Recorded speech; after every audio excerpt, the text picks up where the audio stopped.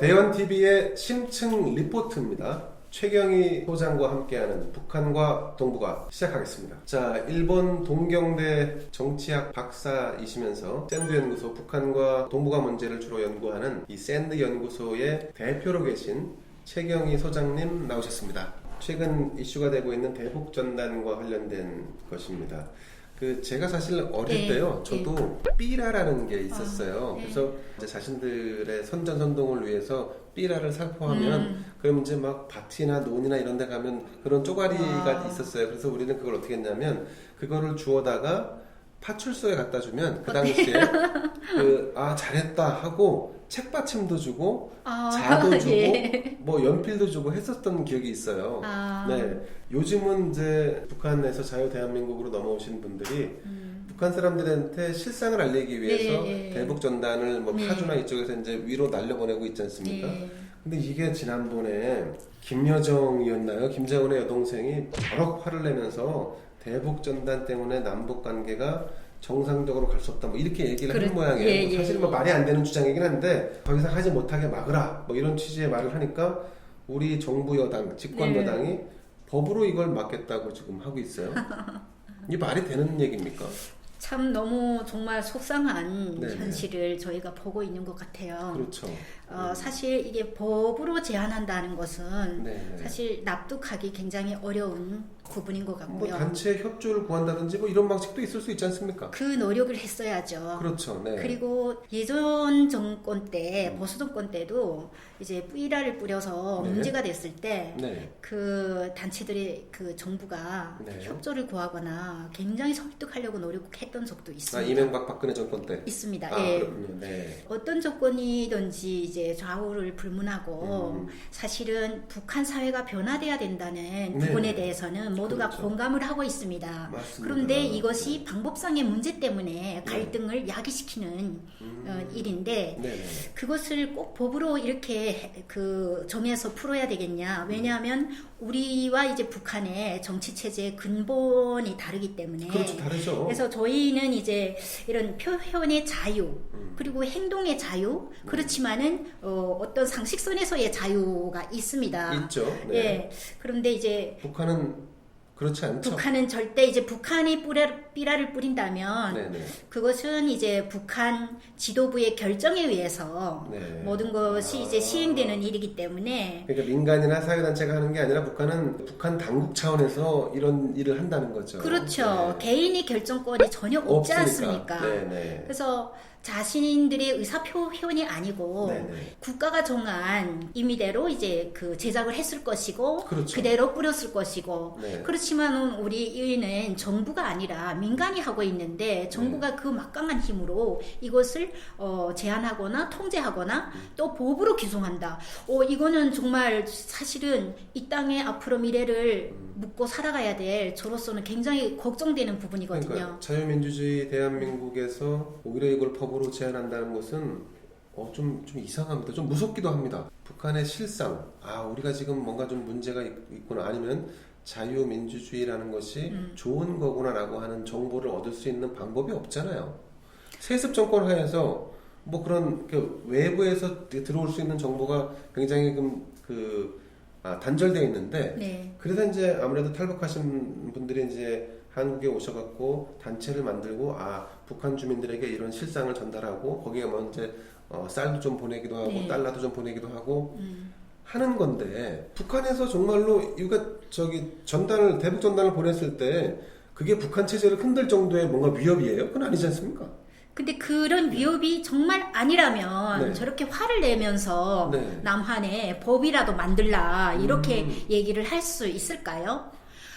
지도부의 입장에서는 그것이 사실은 저기 북쪽 지방까지 전파된다고 저희도 보지를 않아요. 그렇죠. 이제 자연적 한계, 이제 바람의 방향, 뭐 이런 것 때문에 지금 거리에 떨어지거나 바람을 타서 한 몇 장 정도는 날아가겠죠. 그렇죠. 그래서 그렇지만은 적어도 이런 것들이 지속될 때 그것을 지속적으로 접하는 사람들에 대한 경각심 굉장히 걱정이 되겠죠. 지도부의 입장에서는. 아니 근데 그 정도로 뭐 체제가 불안정해진다 그러면 북한 세습 권력도 되게 취약한 거 아니에요? 근데 워낙 이제 인간의 의식이라는 것은 네. 한번 만들어지면 그걸로 불변한 게 아니고 자꾸 바뀌기 때문에 그렇죠. 변화하죠. 바뀌는 상황에서 이런 정보들이 이색적인 정보들이 들어갈 때를 네. 굉장히 걱정하는 거죠. 그게 확실히 여기 이제 한국 사회에 사는 사람들이 바라보는 시각하고는 좀 다르네요. 네, 그걸 위협으로 느낄 수도 있겠네요. 그렇죠. 정치가 정말 원만하게 잘 해결돼서 예. 정치란 이제 모든 이제 모순과 이렇게 먹고 살기 갈등을 편하고. 해결하는 네, 건데 네. 우선 생존 자체가 이제 먹고 치료받고 여러 가지 이런 것들이 어려운 상황이기 때문에 예. 이런 상황에다가 그런 자극적인 이런 정보가 들어갔을 때 네. 그러면 지도부의 입장에서는 당연히 불안하겠죠. 그렇군요. 예. 그렇군요. 그래서 저는 불안하다 그 자체는 여기서 삐라를 보내는 어떠한 목적이 어느 정도 그 맞아떨어지는 것 아닌가. 좀 이렇게 목적을 달성하고 있다. 예, 그러니까 네. 확실히 100%라고 얘기하기는 어렵습니다. 그렇지만은 네. 어떤 부분적으로는 보내고자 했던 목적이 그것이라면 그러니까 북한의 달성이 실상을 예. 알리고 그다음에 자유민주주의에 대한 사상을 전파하는 데 있어서 일정 부분 역할을 하고 있다고 하고 있는 걸로 저는 이렇게. 분석하고 있습니다. 대북전단 때문에 사실은 그 남북 공동 연락사무소도 지금 지난번에 폭파했지 않습니까? 네. 이게 뭐 700억 원이 넘게 들어갔다고 하는데 우리 정부가 북한에 너무 저자세로 일관한다. 왜 이렇게 하는 걸까요? 정부가 조금 더 당당하게 해도 되지 않나요? 물론 그렇죠. 네네. 근데 지금 우선 과정을 조금 약간 그 전 단계를 말씀드리면 예. 그 지난 6월 13일 네. 김여정 북한의 뭐 제1 부부장이라는 부부장, 네. 예, 김여정이 담화를 통해서 이제 확실하게 남조선 것들과 결별할 때가 된 듯하다. 그렇게 말했죠. 예, 네. 이렇게 얘기하고 네. 그리고 이제 14일 그 14일에는 곧 다음 단계의 행동을 군부에. 취할 것이다. 예, 막 그렇죠. 이런 얘기를 했어요. 뭐 군사적 행동을 취할 것처럼. 그렇죠. 네네. 근데 그게 뭐냐면 개성에 경남사무소. 있는 네. 남북 공동 연락사무소. 네, 그렇죠. 공동 연락사무소. 그것에 대해서 형체 없이 그것이 무너질 것이다. 이런 얘기를 했거든요. 그랬죠, 14일에. 그랬죠. 맞습니다. 예. 네. 그리고 나서 3일 만에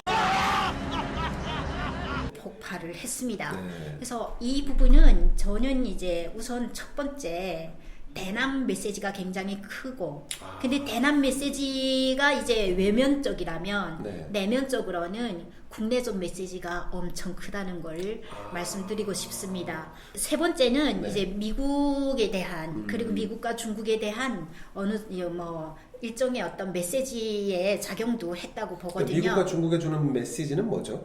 이렇게 어렵다는 얘기를 계속 좀 그 어렵다고 얘기를 못하고 남한을 두드리면서 네. 남한을 때리면서 쿠션을 이거 치는 보라 거군요. 우리는 네. 곧 행동할 것이다 네. 달래라 우리를 달래달라 뭐 이런 그렇군요. 방식의 네. 행동이었지 않았나 싶습니다. 그래서 그렇군요. 첫 번째 이제 그 국내적인 네. 메시지는 사실 국내 상황이 지난번에도 말씀드렸지만 굉장히 어렵지 않습니까? 그렇죠, 어렵죠. 국경이 봉쇄돼서 이제는 이제 식량도 못 들어오는 데다가 그렇죠. 워낙 이제 그 코로나가 굉장히 많이 확산돼 있고 정말 네. 숨통을 어느 부분으로 이렇게 트여야 할지 네. 정말 굉장히 엔트로피가 막 확장되고 있는 이런 상황을 예. 어떻게 이제 국내 질서를 만들어갈지 하는 건데 거기에서 이제 김여정이 역할을 이렇게 부각시키고 예. 이미 부각을 시켰는데 인민들도 예. 그리고 대외적인 이제 해외인들도 해외에서도 네. 이제 김여정이 2인자라고는 하지만 그의 능력에 대해서는 의심하고 있었는데. 그렇죠. 네. 근데 이번에 이를 통해서 결심하면 한다는 것을 보여줬던 그렇군요. 거죠. 그렇군요. 그래서 국내에 이제 엔트로피가 확장되고 있는 상황에서 질서를 확실하게 만들어가는데 의미를 두었다. 예, 그렇군요. 김여정의 이제 뭐 지시라던가 네. 이런 부분들에 대해서 뭐 어느 정도의 이제 질서가 선뜻 설 수 있도록 이렇게 의미를 두었다고 생각되고요. 네, 그렇군요. 예. 지금 북한은 유엔 대북 제재를 받고 있고 그 대북 제재 속에서 또 북중 간의 경계도 지금 다 차단되어 있는 상태입니다. 코로나 때문에 또 내부적으로 코로나 사태가 지금 창궐하고 있다라고 이제 또 우리 소장님 말씀하시는데 그런 와중에 이제 북한은 뭔가 대외적으로 대화를 혹은 미국이라든가 한국, 중국과 소통 아니면 뭐 무역 이런 걸 좀 활로를 좀 열고 싶은 그런 메시지를 던지는 동시에 김 회장의 존재감을 과시하면서 결속을 다지는 복합적인 어떤 그 내용을 가지고 있는 거네요. 근데 단순히 남북 공동 연락 사무소만 폭파해서 폭력적이라는 걸 보여준 게 아니라 이런 다목적인 포석을 둔 염두에 둔 맞습니다. 행동이었다 이렇게 좀 분석을 하셨습니다. 네. 이번에 이제 통일부 장관의 이인영 국회의원이 임명이 돼서 지금 이제 장관직을 수행하고 있는데 북한에 이제 배상을 요구하라는 게 보수 정당 측의 주장이고 그럼에도 불구하고 이인영 장관은 그건 어렵다. 그리고 여기서 한 발 더 나아가서 평양에 대표부를 설치해야 할 필요성이 있다. 이렇게까지 지금 얘기를 하고 있어요. 이건 너무한 거 아니냐고. 아니 개성에 있는 연락사무소도 이렇게 순식간에 폭파하는 마당에 평양에 대표부를 설치한다? 이게 너무 앞서가는 거 아닌가요? 이게 현실적이지 않다는 것도 본인도 다 알고 감지하고 있는 것 같습니다. 다만 던져보는 거죠. 던져보는 예, 거구나. 던져보고 네. 이제 내외적 반응도 보면서 네. 그 북한의 반응을 좀 어느 정도 감지하고 그 다음에 방향을 설정하고자 하는 이런 시도인 것 사전에 같습니다. 포석을 하는 거군요. 그렇죠. 네네. 대북전단 금지는 이제 사실상 북한 김여정이 주문한 것과 마찬가지다라는 게 이제 보수 진영 측의 주장입니다. 만약에 이제 이게 법적으로 하지 않는다고 할 때 우리가 할 수 있는 것들 그러니까 시민단체들과 정부가 대화하는 거 외에 좀 뭐 다른 해법이 혹시 있을 수 있을까요? 뭐 해법은 다양하게 있을 수 있다고 생각하는데 네네. 다만 우선 두 가지 좀 말씀드리면요. 네. 하나는 지금 현재 있는 이런 상황에서 시민단체와 이제 협조를 구해서 설득하고 그리고 남북 교류나 대화가 있을 때는 좀 느슨하게 그리고 또 우리 정부가 정말 잘 했는데도 북한이 너무나도 저렇게 막 나갈 때는 그래도 우리 그 시민단체가 좀 노력하면 그럴 때는 또 그렇게 또 필요할 수도 있거든요. 그래서 아예 원천봉쇄하기보다는 시민단체를 다룰 수 있는 능력을 보여주셨으면 좋겠어요. 그래서 협조를 하기를 원하고 그 다음에 두 번째는 북한의 이제 정보를 들여보낼 수 있는 삐라뿐만 아니라 삐라, 드론 뭐 이런 것뿐만 아니라 여러 가지 방안을 고민해서 고민해서 개발해서 정말 그 트러블을 줄이면서도 정말 다양한 방식의 정보가 확산돼서 들어갈 수 있도록 같이 고민하기를 맞습니다. 뭐 지금처럼 원합니다. 이렇게 영상으로 전파로 하는 것들이 이제 그런 그 문제를 최소화시킬 수 있는 방법이겠지요. 그렇죠. 그렇게 되면 사실은 이제 이 부분에 있어서 이제 지금은 특정 이렇게 삐라 단체들이 삐라를 뿌리고 그것을 또 이렇게 드러내서 얘기를 하기 때문에 이제 갈등이 굉장히 최대화되고 확산되고 있는데 사실상 이제 다양한 정보들을 다양한 방법으로 넣게 되면 여기에서 특정한 이제 뭐 언론 매스컴에다가 뿌렸다 안 뿌렸다 이러면서 논의하면서 언론이 주목하니까 그 다음에는 정부 북한도 주목하고 이렇게 됐단 말이에요. 그래서 이런 부분들을 줄일 수 있지 않을까. 이것이 상식적으로 보편적인 일이 되도록 서로 협조했으면 좋겠습니다. 좋은 말씀이십니다. 자, 소장님, 그러면 요즘 그 남북 관계가 이렇게 이제 약간 좀 트러블이 있고 좀 불협화음이 있는데 북한에서는 지금 현재 그러니까 남측 한국을 어떻게 보고 있는지 좀 궁금해요. 네.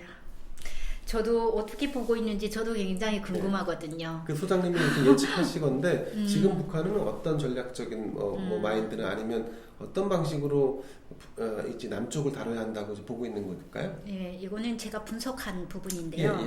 사실 작년 하반기부터 이제 북한의 논조를 보게 되면 남한에 대해서 노동신문이라든가 아니면 노동신문이 뭐 TV 방송이라든가 그다음 방송, 매체 그리고 또 이제 여러 가지 잡지들 뭐 이런 것들을 공식 문헌들을 저는 보고 있기 때문에 근데 그 논조를 보게 되면 좀 특징이 발견됩니다. 그래요? 우선은 북한이 남한을 봤을 때 정부와 북한 그 남한 국민을 이렇게 분류해서 네네. 정부를 계속 비난해 왔었는데 이번에는 청와대와 이제 여당을 분리하는 느낌이 들었어요. 아, 그래요? 예, 그래서 네. 우리 청와대는 이제 2018년도에 얼마나 이제 그 북한과의 연결, 네. 이제 교류를 하려고 노력을 많이 했습니까? 예. 그런데 아이러니하게도 2019년도 하반기부터는 우리 대통령에 대한 그 직접적인 비난, 네. 예, 처음에는 간접적으로 하다가 누가 들어도 다 직접적으로 대통령을 비난한다고 할 만큼 삶은 소대가리 뭐 이런 표현도 했었죠. 너무너무 큰 예, 네. 많은 비난을 해왔습니다. 네, 네. 이렇게 보면서 그렇다면 지금 여권에 대한 비난인가 이렇게 봤더니 네. 사실 여당에 대한 비난은 아니거든요. 여당에 어딘가에 힘을 실어주고 싶어하고 올해 네. 4월달 이제 그 선거 네, 네. 때도 그랬고 네. 그리고 그럼에도 불구하고 이제 대통령에 청와대. 대한 네. 예, 그 실망감은 굉장히 크다. 이것이 하나의 특징입니다. 그렇군요. 예전에 없었던 이런 그 분류되는 현상인데요. 네. 그리고 굉장히 이제 공격성, 이제 이렇게 언어에서 공격성이 심한데 북한이 원래 공격성이 심해요. 네. 그런데 지금의 이런 그 김여종이 담화라든가 이런 공격성을 좀 분석해 보면 네. 아 이게 좌절감에서 나온 표현이다 이렇게 보여지는 좌절감. 아무것도 할 수 없는 상태. 좌절감과 상실감에서 나온 상실감. 표현이다 이렇게 보여집니다. 기대를 키워놨는데 그 기대만큼 가지 그렇죠. 못한 부분들. 그래서 이것은 지난 19년도 하노이 북미 예, 회담이 이제 결렬되고 네. 그리고 빈손으로 그 장시간에 맞습니다. 지금 누가 이렇게 기차를 타고 여행을 다닙니까? 맞습니다. 엄청난 네. 몇십 시간에 이 긴 행렬을 끌고 자기의 거처지로 돌아올 때 아니, 비행기 한 대 사주고 싶어요 김정은한테. 예, 그래서 이때 좌절감이 네. 그 좌절감은 아마도 김정은, 김여정이 정치를 하면서 평생 잊지 못할 것 같습니다. 그렇군요. 그리고 이제 제일 중요한 거는 남한에 대해서 또 이제 상실감이 굉장히 큰데 네. 그 개성에 있는 남북 연락 사무소 폭파했다던가 예. 또 이제 여러 가지 그 김정은의 2019년도 이렇게 신년사에도 표현됐는데 네. 금강산과 이제 개성공단을 또 재개할 용의가 있다고 막 메시지를 줬거든요. 그리고 대통령께서 이제 백두산 방문하셨을 때 부부끼리 만났을 때 개성공단에 대한 그런 강조를 또 했던 부분들도 화면에 많이 띄우고 있습니다. 김정은이 가장 기대했던 게 개성공단이었다. 개성공단 재개. 재가동이었다. 이렇게 볼 수 있는데 그에 대한 대답은 전혀 오지 않았던 점 이런 부분들에 대해서 이제 굉장히 상실감을 크게 갖고 있다. 그래서 그만큼 그 폭만큼 그 무게만큼 청와대 문재인 대통령을 비판하고 있다. 비난한다. 그래서 앞으로 이 부분이 남북 관계에서 얼마만큼 회복이 될까 하는 저는 사실 회의감을 약간 갖고 있습니다. 아, 그렇군요. 네. 청와대와 여당을 분리한다는 거는 분리해서 바라보고 있다는 거는 굉장히 중요한 포인트 중에 하나인 것 같아요. 네, 그런데 아니나 다를까 이제 우리 이인영 통일부 장관도 이제 여당에서 오셨고 그렇죠. 박지원 국정원장도 사실상 여권이죠. 오신 거죠. 그래서 이렇게 와서 이제 아무래도 북한과의 이제 남북 교류 대화는 약간의 전진에 대한 저는 기대감을 갖고 있습니다. 그다음 두 번째는 북한이 이제 남북 관계에서 가장 지금 목표를 두고 있는 부분이 남북 관계를 어떻게 설정할 것인가 하는 문제입니다. 남북 관계 설정. 그러니까 남북 관계의 구도를 어떤 방식으로 만들어 갈 것인가 하는 건데 중요한 것은 북한은 아무것도 없지만 핵을 가졌다는 거예요. 그렇죠, 맞습니다. 자신들이 자부하고 있습니다. 그래서 핵도 이제 ICBM이나 SLBM 그 전략 폭격기만 못 가졌지 전략 자산 다 갖고 있어서 전략 국가다. 전략적 우위에 있다. 그래서 전략 국가라고 얘기를 하고 그리고 국가의 전략적 지위를 이제 달성했다 이렇게 자부하고 있지 않습니까? 그래서 이런 부분들 그다음에 김여정의 이제 담화에서 대통령에게 굉장히 모멸감을 느낄 수 있는 이런 발언들을 했던 점들 비춰보면 무슨 발언이죠? 여러 가지 얘기를 했죠.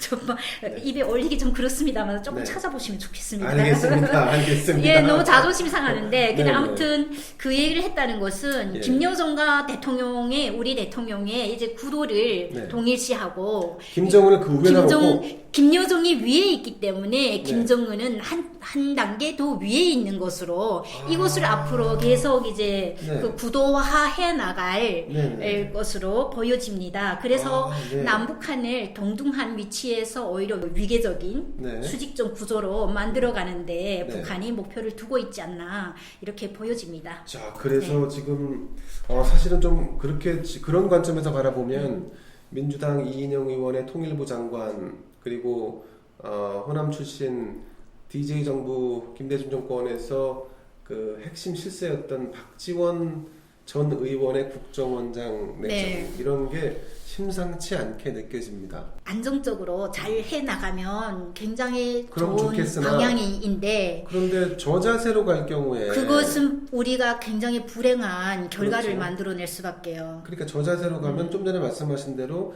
김정은이 한 단계 위에 있고 김여정과 문재인 대통령이 같은 반열에 있는 것으로 이렇게 갈 수 있는 게 굉장히 좀 위험한 근데 상황이에요. 네. 우리가 모두가 이제 인간이지 않습니까? 또 네네. 똑같은 그 인간으로서 네네. 우리가 잊지 간과하면 안 될 부분은 네. 이런 구도 웃긴다 이러고 무시하지 않습니까? 무시했는데 계속 이들이 그런 방식으로 얘기하고 그런 방식으로 자극하고 이것이 반복되면 질서화가 된다는 거. 그렇죠. 굳어지죠. 그렇죠. 맞습니다. 이런 네. 간습성이라는 게 그런 거거든요. 그래서 네네. 이런 것들에 대해서 좀 간과하지 않았으면 좋겠습니다. 그렇군요. 자, 제가 이건 좀 개인적으로 하나 좀 네. 궁금한 게 하나 있습니다. 그 대북전단 살포가 접경 지역에 있는 주민들에게 그 생명과 재산의 위협이 된다. 이래서 이제 통일부 이인영 장관은 전단 살포를 중단해야 한다고 이렇게 설득을 하고 있습니다. 네. 그런데 북한은 전단을 살포하는 걸 막기 위해서 남쪽에 거주하는 사람들이 다치거나 죽을 수도 있는데 진짜 폭탄을 쏠 수 있나요? 미사일을 쏘나요? 절대 못하지 않을까요? 그렇게는 안 하지 않을까요? 저는 네. 그러니까 우리가 조금 약간 좀 제가 좀 정부가 좀 오버하는 게 북한을 그러면 이런 얘기는 북한이 굉장히 극악무도하다는 얘기를 하는 건데 아무리 그래도 전단 살포를 막기 위해서 로켓을 쏴서 남한 사람이 죽을 수도 있는데 그걸 쏜다?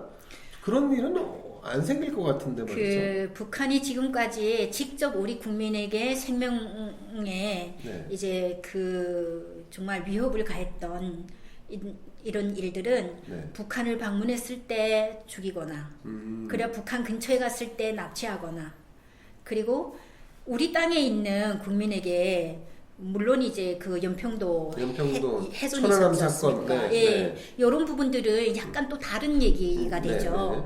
2014년인가요? 예. 그 8.25 그 사자회담 있었지 네네, 않습니까? 있었습니다. 네네. 지뢰 도발 사건. 네네.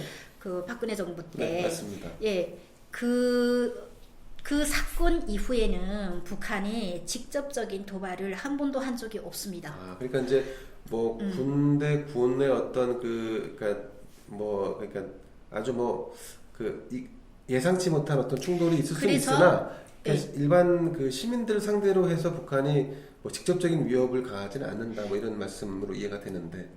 중요한 거는 네. 그 말씀도 맞고요. 네네. 군으로 이제 도발이 오면은 군으로 대응하고. 대응하죠. 네. 그리고 통일부가 이걸 대응하겠다고 나서면 북한은 우습게 보는 거예요. 통일부는 북한을 상대로 대화의 주체가 돼야 됩니다. 그렇죠. 협력, 협조, 네네. 그리고 교류를 어떻게 할 것인가를 고민하시는 게 네네. 가장 통일부가 해야 될 일로 저는 기대하고 있고요. 예. 그 다음에 중요한 것은 군사 도발이 있었을 때는 국방부가 나서서 그렇죠. 담판을 맞습니다. 해야 됩니다. 근데 그때 지뢰 도발 때 국방부가 나섰던 거죠. 그랬군요. 예, 이렇게 해서 그때는 이제 정말 아니다 하면서 끌려 나오다시피 해서 처음으로 우리의 네. 의지대로 이렇게 합의를 만들어줬던 적이 있었는데 그 이후에는 직접 도발은 아직까지 없었습니다. 물론 이제 긴장을 늦추면 안 되겠지만 그런 상황을 좀 잘 알아봤으면 좋겠고 도발이 있으면 군사 도발이 있으면 국방부가 대처하고 그리고 통일부는 정말 평화를 어떻게 만들 것인지만 고민을 해봤으면 좋겠습니다. 그렇죠. 통일부가 너무 지나치게 이것저것 다 간섭하는 건 오히려 남북 관계를 좋은 방향으로 이끄는 데는 도움이 안 되는군요. 그렇게 생각됩니다. 그렇죠. 네네. 박지원 국정원장 인사청문회 혹시 보셨나 모르겠습니다. 거기에 이제 북한의 5억 달러 송금, 이거는 지난번 이미 저희가 수사를 다 해서 결과가 나온 사안이고, 박지원 원장도 그 당시에 처벌을 받았던 사안입니다. 그런데 여기에 이제 주호영 원내대표가 25억 달러를 추가로 지원하기로 했다는 비밀 협약서가 공개가 됐어요. 굉장히 놀라운 일인데, 지금 김대중 정권이 종료된 게 벌써 한 20년 가까이 됐습니다. 20년 동안 묵혀져 왔던 이런 비밀 협약서가 공개됐다. 이제 정부는 이제 뭐 그런 협약서 자체가 없다 이렇게 이제 부정을 했는데, 어쨌든 협약서가 다 북한식 표현으로 다 돼 있단 말이죠. 사인도 박지원 원장이 동일한 걸로 돼 있고, 자, 이런 게 불거지면 여기 이제 사실이냐 여부를 떠나서 이런 게 불거지면 북한에서 굉장히 불쾌한 반응을 하고, 그 반응이 다시 남한 쪽으로 오나요? 분명히 북한에서도 이걸 다 볼 텐데요. 그러니까 한 번의 협약서가 이제 일단은 그 기능이 계속 이제 살아있는 것만은 사실이겠죠. 한 번 협약하면. 그렇죠. 그런데 우선은 이 협약서가 사실이라면 우리 국내에서는 국민을 기만한 협약서다. 왜냐하면 비밀 협약서기 때문에 우리는 몰랐던 거잖아요. 그래서 기만 협약서라고 평가될 것이고, 그리고 이것이 이제 만약에 과거의 비밀 협약서를 현 정권에서 이렇게 조용히 시행하려고 한다면 국내적인 문제를 넘어서 이제 국제 문제로 크게 확대될 가능성이 굉장히 크기 때문에 조금 위험 부담이 굉장히 큽니다. 그래서 그리고 이제 북한에서는 이것이 이제 비밀로 있을 때 계속 시행해야 될 그런 약속이 되는데, 이것이 만약에 이제 다 공개돼서 정말 모두가 들여다본다면 통제받지 않습니까? 그러니까 이제 역시 이것도 시행하기 어렵게 되겠죠. 그렇게 되면 북한의 어떠한 반발이 조금 예상되는 부분이기도 합니다. 그렇군요. 북한이 또 우리 문재인 대통령을 향해서 기분 나쁘거나 아니면 또 모욕적인 언사를 또 내놓지 않을까 하는 염려가 좀 생깁니다. 자, 오늘 최경희 소장님과 함께 대북전단 관련된 사안과, 그리고 요즘 북한이 남측 정부, 우리 대한민국 정권, 문재인 정권과 집권 여당을 어떻게 바라보고 있는지에 대한 부분까지 한번 짚어봤습니다. 여러분께 새로운 정보를 제공해드리기 위해서 우리 이제 동경대에서 열심히 수학하고 오신 최경희 소장님과 함께하는데, 지난주도 반응이 좋았습니다. 왜냐하면 이제 워낙 분석적이고 자료나 아니면 그 연구의 결과를 토대로 해서 말씀을 해주시기 때문에 지나친 추측도 아니면서 아주 면밀하게 정확도 있는 말씀을 해주신다는 이런 평가가 지금 나오고 있습니다. 정말요? 그렇습니다. 소장님 너무 감사하고요. 다음 시간에 다시 찾아뵙도록 하겠습니다. 여러분 감사합니다.